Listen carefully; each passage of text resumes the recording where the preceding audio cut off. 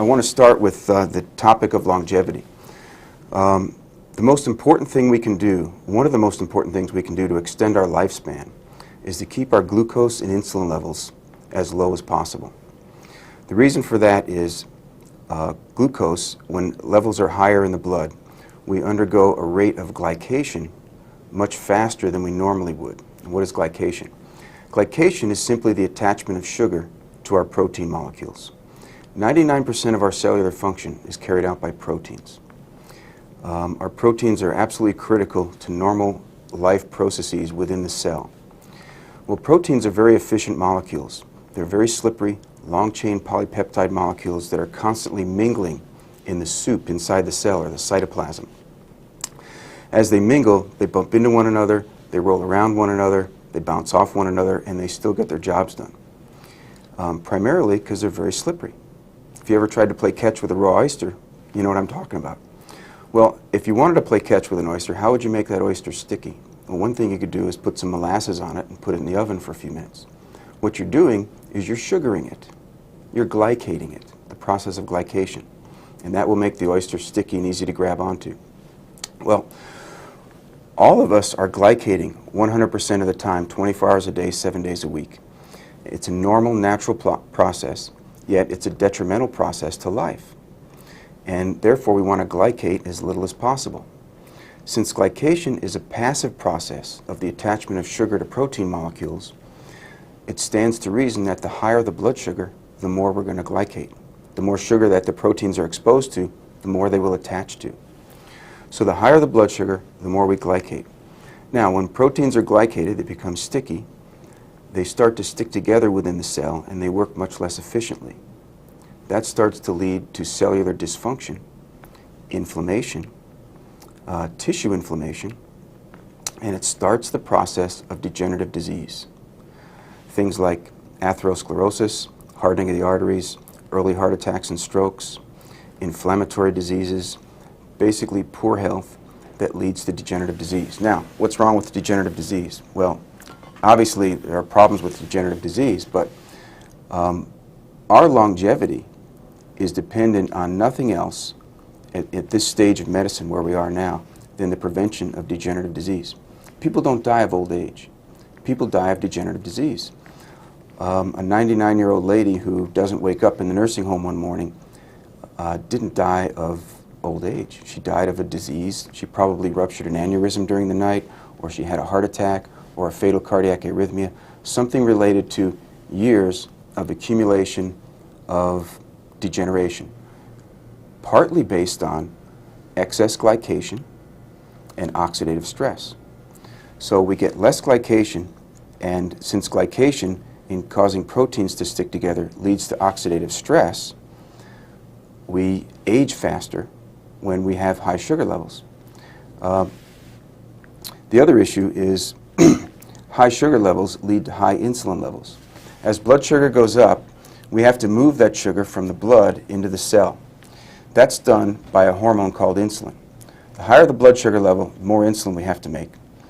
As insulin levels rise in the bloodstream, insulin also leads to degenerative disease because high insulin levels also cause oxidative stress.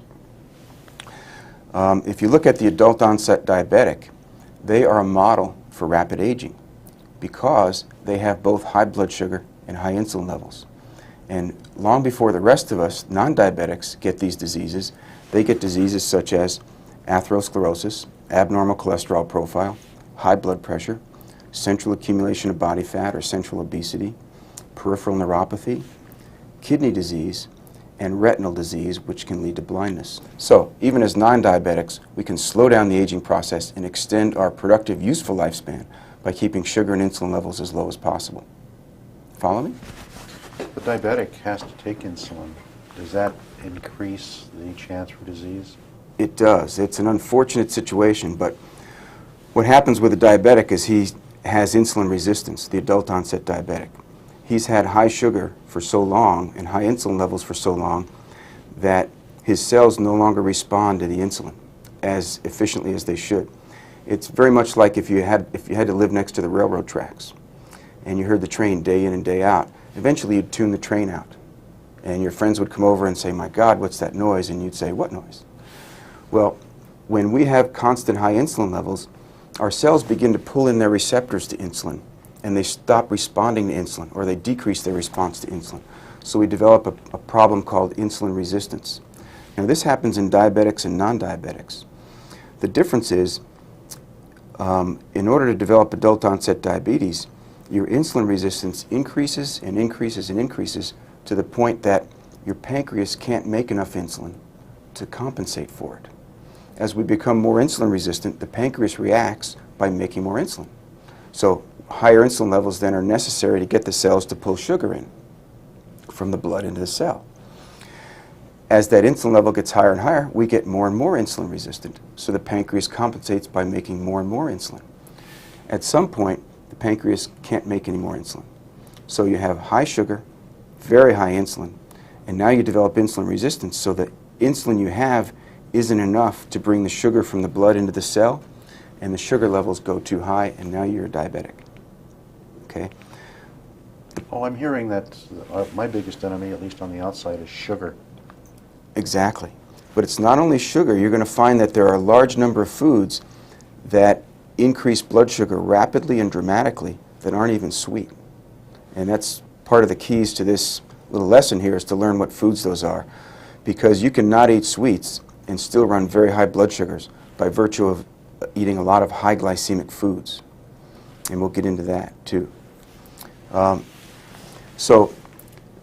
Just to summarize briefly, one of the main keys to longevity is keeping glucose and insulin levels low by the result of preventing degenerative disease. Now, when we talk about sugar and insulin levels, there are 3 foods on the planet to eat: proteins, carbohydrates, and fats. When we talk about glucose and insulin, we're talking primarily about carbohydrates, because proteins and fats, relatively speaking, have very little effect on blood sugar. Now, carbohydrates come in various forms, and not all carbohydrates are created equal.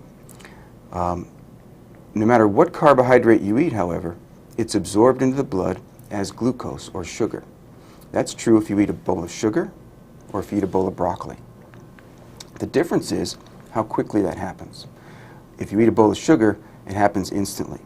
Before you even swallow the sugar, your blood sugar is going up because it's absorbed from your mouth, from under your tongue. Very rapidly, your sugar levels go way up, and that requires the pancreas to make a large amount of insulin. If you eat a bowl of broccoli, it has to be digested, the cellulose has to be broken down, the digestible carbohydrate has to be separated from the non-digestible fiber, and it's a long, slow process. Blood sugar goes up very slowly and gradually over about 2 hours, which allows insulin levels to climb very slowly and gradually over about 2 hours.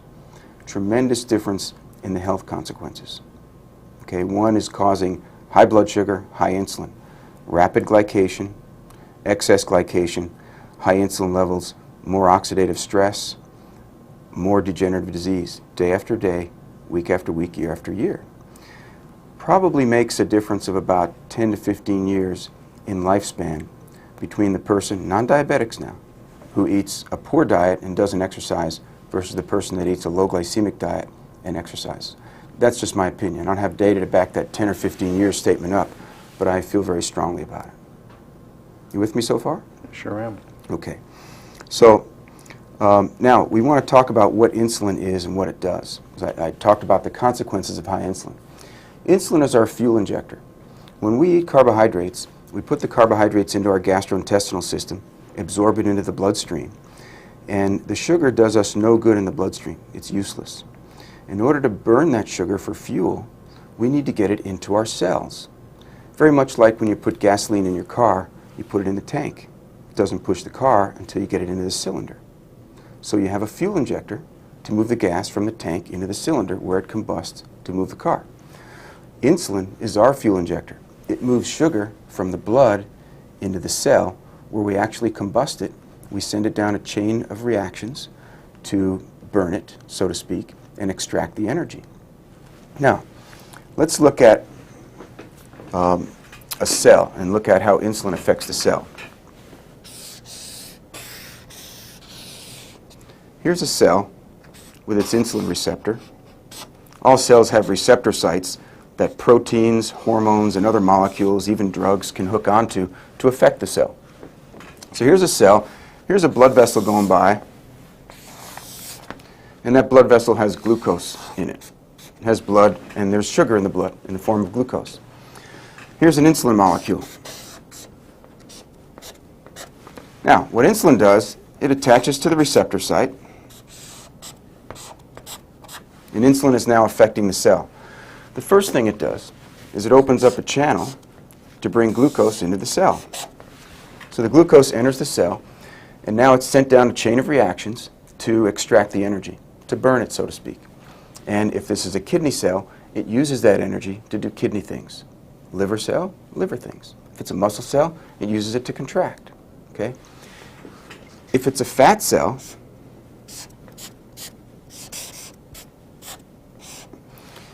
it doesn't burn the sugar. It converts it to fat, because that's its job.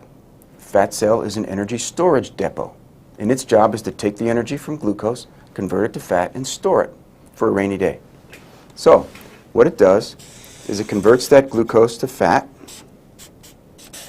packs it up against the wall to make room for more. Now, in between meals, when sugar is low, we're supposed to move that fat back into the blood to restore the energy available to our other cells. So what we'll do is we'll turn that fat into a little tiny product, a molecule called free fatty acids, which are then delivered back into the bloodstream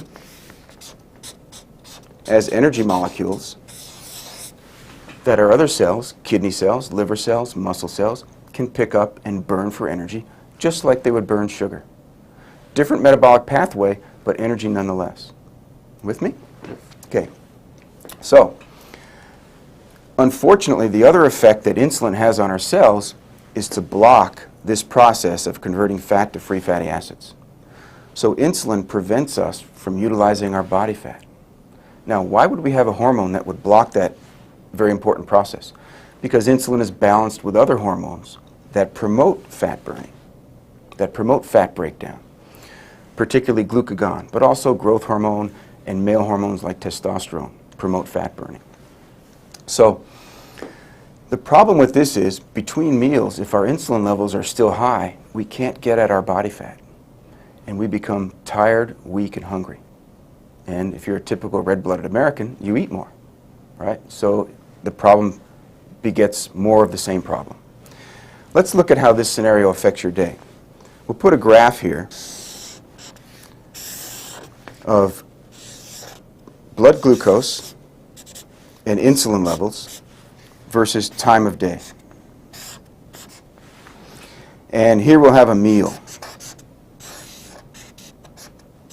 Now, let's say this is breakfast, and for breakfast we're going to have a bowl of cereal with a banana, a cup of sweetened blueberry yogurt, a glass of orange juice, a cup of coffee.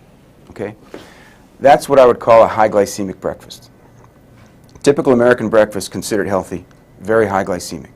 The result of that is for blood glucose levels, or blood sugar levels, glucose and sugar are synonymous, go screaming up. Okay? That requires the pancreas to make a whole bunch of insulin, because too much sugar in the blood will make us sick. We've got to move that sugar from the blood into the cells, and that's insulin's job, our fuel injector. So the pancreas makes a whole bunch of insulin, and insulin levels go screaming up. Now we've got high insulin and high glucose.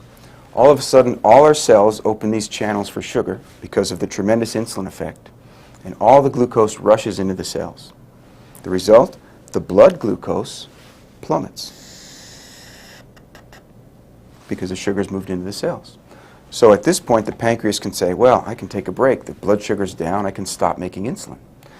But insulin is a long-chain polypeptide hormone. It doesn't go away quickly. It has to be metabolized, and its levels in the blood drop very slowly. So insulin levels drop more on this curve. Okay? So at this point in time, we have low sugar, normal low, not too low, not pathologic, and high insulin. The problem with that is, at the time when we have very little sugar left in the bloodstream, insulin is still around, it's still attached to our fat cells, and we can't break down fat into free fatty acids. We can't release any energy into the blood. Okay? Our fat is a battery. Okay? It takes in sugar, stores the energy as fat, and when we need it, it releases the energy. But with insulin present between meals and relatively low sugar, we're stuck. We can't release fat. We can't get any energy. So we're tired and hungry. So if you're a good red-blooded American, you have a donut and a cup of coffee, right? And what does that do? Sends the blood sugar screaming up. Or maybe you have rice cakes in your drawer like a lot of secretaries do, the all-American diet food, very high glycemic, tremendous effect on blood sugar. So blood sugar levels go screaming up. The pancreas says, oh, I'm back on. I have to make more insulin, take care of that blood sugar. So insulin levels go up. There you are again, high sugar, high insulin. All our cells open their channels. Sugar rushes from the blood to the cells. Level of sugar in the blood once again plummets. Pancreas can take a break, stops making insulin. Insulin levels drop slowly once again. There you are again, low sugar, high insulin. Very little energy from your blood sugar, high insulin, blocking fat burning, unable to get energy from your battery. So what do? Maybe now it's lunchtime, so you go for a plate of pasta, half a loaf of bread, iced tea with sugar. Up goes the blood sugar. Back up goes the insulin. Now you can see how your day is unfolding. So you get these big swings in sugar. Insulin never quite comes down, because every time it starts to come down, you're tired and hungry from low sugar and high insulin, and you're forced to eat again, or you're tempted to eat again. Now, there are several problems with this. Number one, you've got these big swings in energy that can really wreck your day. Mid-morning, loss of productivity, have to eat something. Mid-afternoon, put the head down on the desk and fall asleep for 10 minutes, But worse than that, when your blood sugar basically goes above this line, which is all this time, all this time, and all this time, you're glycating at a much faster rate. Remember glycation, the attachment of sugar to protein, inflammation, cellular damage, degenerative disease. So you're promoting degenerative disease at a much faster rate than you would be if your blood sugar were down here. Also, your insulin levels, by virtue of never coming down, are also increasing oxidative stress and promoting degenerative disease.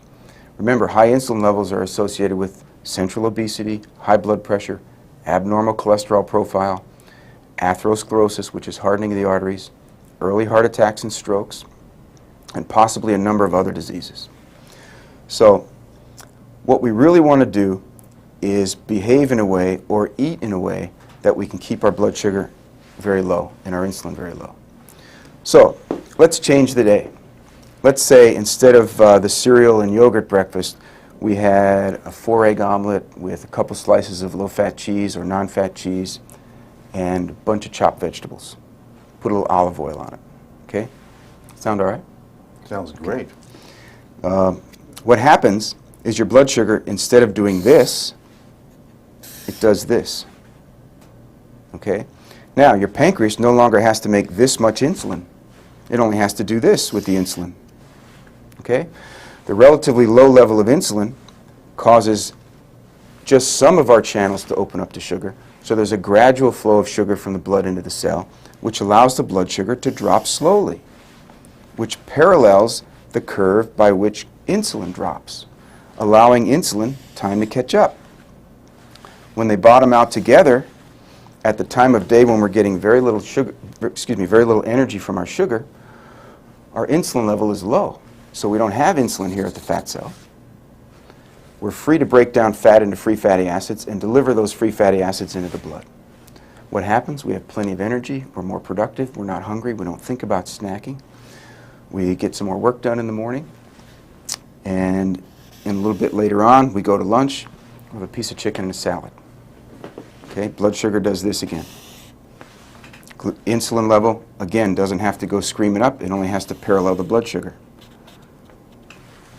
A relatively low level of insulin allows the sugar to drop slowly, allowing the insulin time to catch up. Once again, they bottom out together. There's no insulin at the fat cell between meals, and we're able to release body fat into free fatty acids. And our kidney and liver and muscle cells have plenty of energy to live on. So once again, we're not tired or hungry. We have a productive afternoon. And we go home that evening and we have a nice piece of salmon and a couple servings of broccoli, and we do it again. So in the evening, with this same scenario of no insulin around, we're not hungry and we don't snack. We have much less tendency to snack in the evening. So we go to bed with low blood sugar, low insulin, which allows us to burn fat all night long while we're sleeping. So you wake up in the morning, your pants fit a little better, you feel good, and you make another omelet. More important than losing weight, which is a wonderful thing, is at this level of glucose and insulin, you're glycating very slowly, and your insulin levels are low, so your insulin is not promoting the level of degenerative disease that it promoted up here. And you probably live 10 or 15 years longer. Now, we're not just expanding the last 10 or 15 years of life so you can make it in a nursing home another 5 years. We're extending your productive years, your healthy years, because we're preventing disease. With me? Absolutely. Okay.